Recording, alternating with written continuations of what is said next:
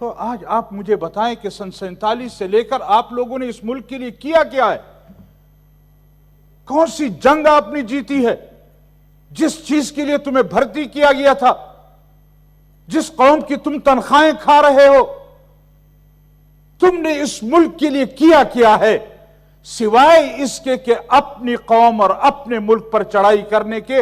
आप मुझे बताएं अपनी तारीख कि आपने किया क्या है इस मुल्क के लिए? आपने कौन सा दिफा किया है मुल्क का? अपना काम आपसे होता नहीं है।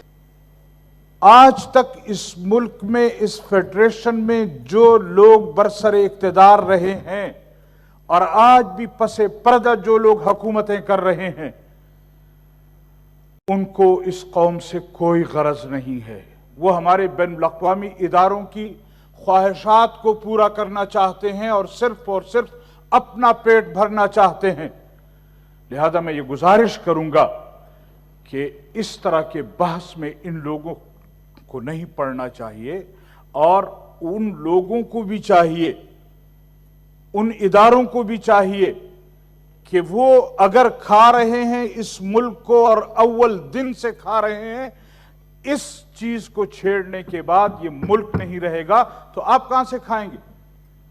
हमें पता है कि इस मुल्क में अफरा तफरी, इस मुल्क में खून बहेगा, तब आपका नवाला तर होगा, तब आपको खाना मिलेगा। आज हमारे बजट में हमारे 14% बजट को तो ज़ेरे बास लाया जाता है, लेकिन 84% बजट कहां जाता है, किस पर खर्च होता है, किस तरीके से खर्च होता है? हमारा दिफाई बजट। और ये हमारे हजरात जो हैं वो एक जानवर है जिसको लड़ाने के लिए पीछे से एक चमाट मारी जाती है, तो इस तरह उनको एक चमाट मार दी गई है और ये मैदान में उतर आए हैं। अब उनकी मर्जी पूरी हो रही है।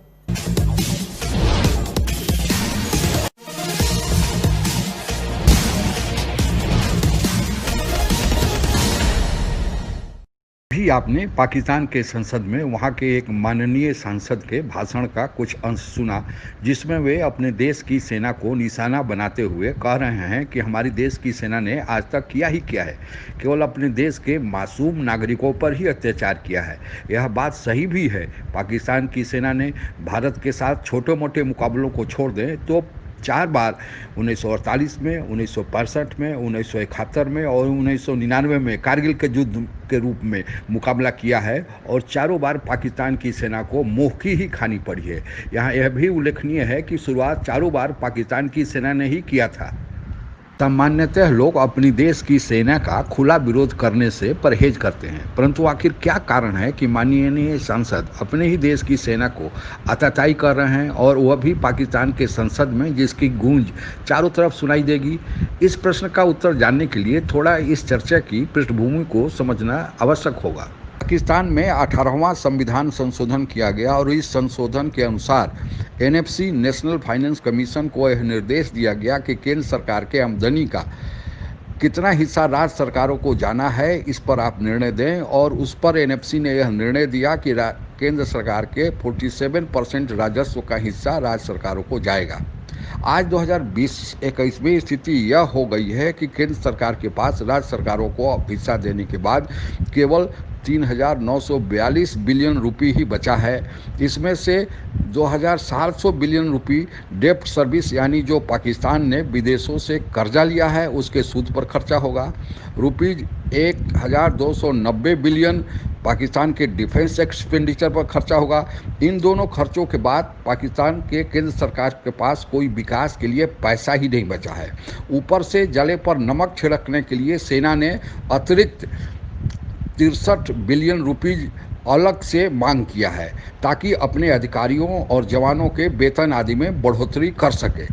पाकिस्तानी सेना के दबाव में प्रधानमंत्री इमरान खान की सरकार ने संसद में यह प्रस्ताव लाया है कि एनएफसी अवार्ड को रद्द कर दिया जाए ताकि 47% राजस्व जो राज्य सरकारों को देने की बाध्यता है वह बाध्यता खत्म हो जाए और केंद्र के सरकार के पास पैसा उपलब्ध हो ताकि वह सेना की मांग पूरी कर सके।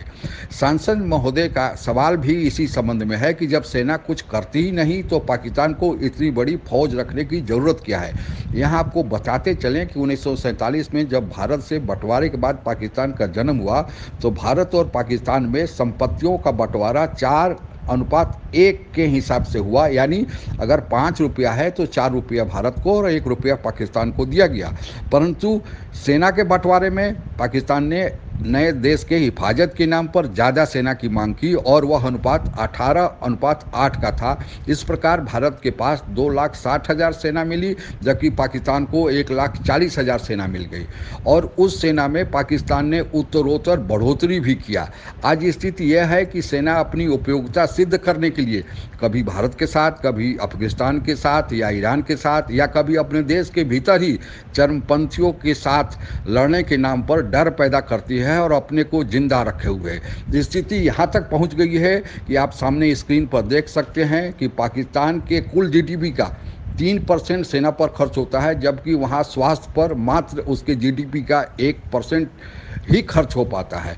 संसद महोदय ही नहीं, पाकिस्तान के सारे पढ़े लिखे लोग यूनिवर्सिटी आदि में भी वहाँ के सेना को निशाने पर लिया जा रहा है। इन संबंध में आगे क्या चर्चा वहाँ पर हो रही है, कृपया सुने। मेजर जनरल गुलाम मुस्तफ़ा साहब मुझे इस वक्त ज्वाइन कर चुके हैं प्रोग्राम में। मैं आपको खुशामदीद कहूंगी। सर, सबसे पहले आपके रिमार्क्स मुझे चाहिए। अब इन सारे मामलात को अगर आप देखते हैं तो लगता यूं है कि पाकिस्तान निशाने पर है और इसीलिए बारहा कई तरीके से पाकिस्तान को कमजोर करने की कोशिश की जा रही है। मैं एक और आपसे अर्ज करना चाहता हूँ। जी जी। देखिए, हमारी बड़ी बड़ी यूनिवर्सिटीज है, बड़े बड़े नाम है उनके, वो लिबरल है यूनिवर्सिटीज, मुझे इस पर उनसे कोई इख्तलाफ नहीं है। लेकिन मैं चूंकि लोगों से इंटरेक्शन मेरा रहता है, वहां पर सिर्फ एक चीज का प्रचार होता है और वो है कि आपकी इस्टेब्लिशमेंट ने इस मुल्क को यहाँ तक लाके तबाह करके खड़ा कर दिया।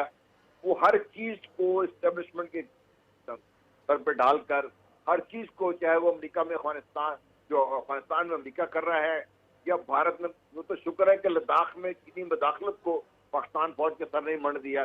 चीनी भारतीय तो कह रहे हैं, मैं तो ये आवाज भी सुनने को, मेरा ख्याल तक आवाज सुनने को मिलेगी कि जो हमारे लिबरल ब्रिगेड है कि ये पाकिस्तान ने इनकरेज किया है, पाकिस्तान जो है पाकिस्तानी चीनी लिबास में लद्दाख में घुसाए हैं।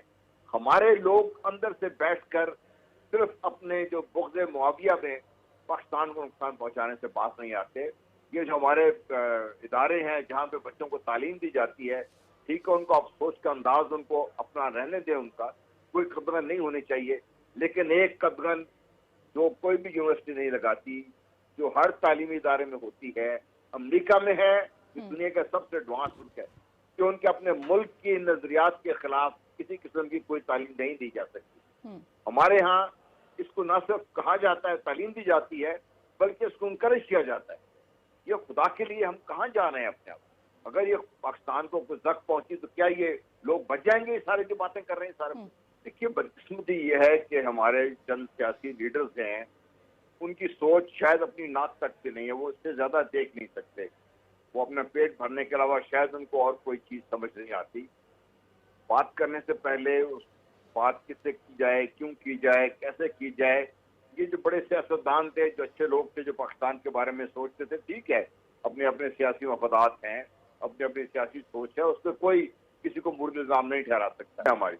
हमारी पाकिस्तानी झंडे की जो इज्जत नहीं करता, अपने जलसे में पाकिस्तानी झंडे को लाने की इजाजत नहीं देता, सर उससे सियासतदान क्या बात करेंगे? सर, जो पाकिस्तानी झंडे का वफादार नहीं है, उसकी इज्जत नहीं करता, वो इस मिट्टी से क्या वफादार होगा? सर देखिए, ऐसे शख्स को, ये तो वो झंडा है जिसके लिए हम लोग अपना खून बहाते हैं, हमारे लोग अपनी जान देते हैं। बेशक इस झंडे को सर बुलंद रखने के लिए लोगों ने पता नहीं कितने कितने बड़े कठिन मामला तय किए हैं।